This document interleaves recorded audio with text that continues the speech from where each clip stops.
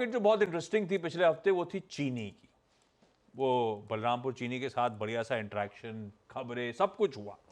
अब थोड़े से स्टेबलाइज हो रहे हैं सारे चीनी स्टॉक्स इन ग्रीन ट्रेड करते हुए। बलरामपुर डॉक्टर साहब ने आपकी स्क्रीन पर रखा, साइज के हिसाब से श्री रेणुका रखी है, त्रिवेणी रखी है, इवन बजाज हिंदुस्तान रखी है। सब के सब आज थोड़े से पिछले हफ्ते की वॉलेटिलिटी, खासतौर पर सेकेंड हाफ में न्यूज़ डेवलपमेंट्स के बाद जो पिटे थे, थोड़ा सा संभलने की कोशिश कर रहे हैं। अब ये संभल रहे हैं या थोड़ा बहुत बाउंस बैक हुए थे और फिर पस्त पड़ रहे हैं? कैसे रीड करूं, क्या करूं इन स्टॉक्स पे?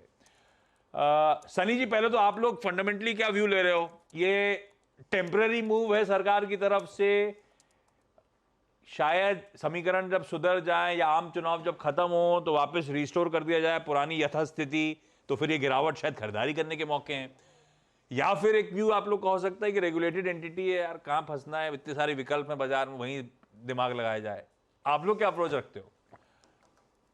या डेफिनेटली मुझे लगता है कि जो इथेनॉल की जो स्टोरी है वो इंडिया में लॉन्ग टर्म की स्टोरी है। तो ये जो जो भी मेजर्स गवर्नमेंट ने लिए, this are temporary measures just to ensure that कि जो शुगर के जो दाम है वो कोई ज्यादा बढ़े नहीं। और इसी के चलते मुझे लगता है कि गवर्नमेंट ने एक सर्टन सेक्शन ऑफ जो इथेनॉल मैन्युफैक्चरिंग प्रोसेस है उसमें थोड़ा सा चेंज किया है, जहाँ ये कहा है कि जो शुगर केन जूस है उससे जब डायरेक्ट इथेनॉल प्रोड्यूस करते थे, उसकी जगह आप पहले चीनी बनाइए, फिर मोलासेस से आप इथेनॉल बनाइए, तो टू सम एक्सटेंट कुछ इम्पैक्ट आएगा इथेनॉल प्रोडक्शन पे। बट मुझे नहीं लगता है कि ये कोई बहुत लॉन्ग टर्म मेजर है, क्योंकि गवर्नमेंट का जिस तरह से कमिटमेंट है इथेनॉल ब्लेंडिंग को लेके विथ पेट्रोल, उसमें एक कंटिन्यूटी रही है। और मुझे लगता है कि that program is not going to hurt और कोई बहुत बड़ा स्टेप नहीं रहेगा। हालांकि ठीक है, नेक्स्ट ईयर के अर्निंग हल्के फुल्के डाउनग्रेड होंगे, बट वो स्टॉक प्राइस में ऑलरेडी कैप्चर हो चुके हैं। तो थोड़ा सा जो व्यू है यहाँ पर थोड़ा सा लंबा लेना होगा शुगर कंपनीज पे। और जो बेहतर कंपनीज है जिनकी बैलेंस शीट ठीक है, जैसे बलरामपुर हो गया, त्रिवेणी हो गया, धामपुर हो गया, जिनमें इथेनॉल की कैपेसिटी भी आ रही है, बैलेंस शीट ठीक है। बलरामपुर में तो टाइम एंड अगेन हमने बायबैक भी देखे हैं। तो one should stick with a good large cap companies only in this good businesses in this sugar companies. Ashish, एक चीज़ मैं इसमें जोड़ूंगा। एक अभी चार्ट दिखाया था 12 महीने का बलरामपुर चीनी का। मुझे याद है मेरी एक बार थोड़ी सी ट्विटर पर इस चीज़ को लेकर एक थोड़ी सी एंगेजमेंट हुई थी कि क्या ये सेक्टर सिक्लिकल है या नहीं है। देखिए, 12 महीने में इसने कुछ पैसा नहीं बना के दिया जिसमें मार्केट इतना भाग चुका है। मैं एक चीज़ कहूँगा इसमें, जब लोग ये कहना शुरू कर देना कि अब वो गवर्नमेंट रिस्क खत्म हो गया, तो मैं कॉशियस हो जाता हूँ। लेकिन अब ये उस रिस्क को प्राइस इन कर रहा है। अब इसमें मैं एक चीज़ और जोड़ रहा हूँ, यहाँ से लेकर अगले 3 महीने के बीच में अगर आप एक ट्रेडर हैं तो भले इसको छोड़ दीजिए, क्योंकि यहाँ पैसा नहीं बन रहा, क्यों ज़बरदस्ती अपना कैपिटल फंसाना है आपको। आपने देखा ऑयल मार्केटिंग कंपनीज में कैसे इलेक्शन से पहले 3 महीने बड़ी अंडर परफॉर्मेंस रही और उसके तुरंत बाद इतनी बड़ी तेजी है। हाँ। ये जो है ना, ये और गवर्नमेंट का प्लान है कि एथेनॉल ब्लेंडिंग करनी है और एक पर्टिकुलर टारगेट पे आना है। लेकिन गवर्नमेंट की सबसे पहली प्रायोरिटी, और हर देश में हर गवर्नमेंट की पहली प्रायोरिटी होती है अगला इलेक्शन जीतना।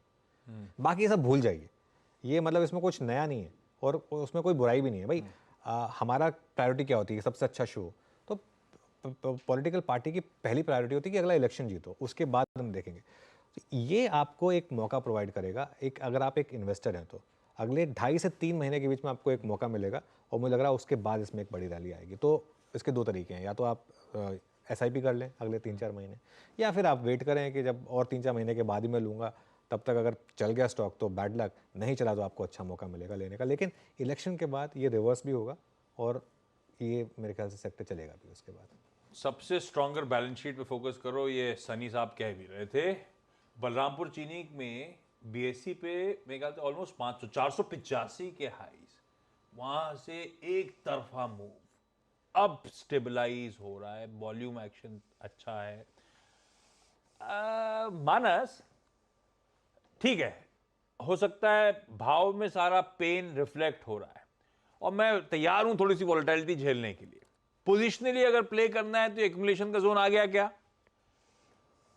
नहीं, देखिए, पोजिशनली भी मेरा समझना है कि बिल्कुल स्टॉक को अवॉइड करना चाहिए, क्योंकि पैटर्न जब खराब हो गया और स्टॉक अपने 200 मूविंग एवरेज के नीचे ट्रेड कर रहा हो, तो अभी तो कोई रीजन नहीं दिखता है। जब तक ये एटलीस्ट 200 मूविंग एवरेज को रिगेन कर ले, उसके ऊपर सस्टेन होने लगे, तब तो हम एक बार लॉन्ग करने की सोचेंगे। लेकिन इस लेवल पे लॉन्ग करने की सोचना नहीं है, क्योंकि बलरामपुर चीनी के जिस तरह का ब्रेकडाउन हमने वीकली चार्ट पे देखा है, उसके बेसिस पे अगर टारगेट सेट करने हो तो वो 360 रुपए के आसपास के आते हैं।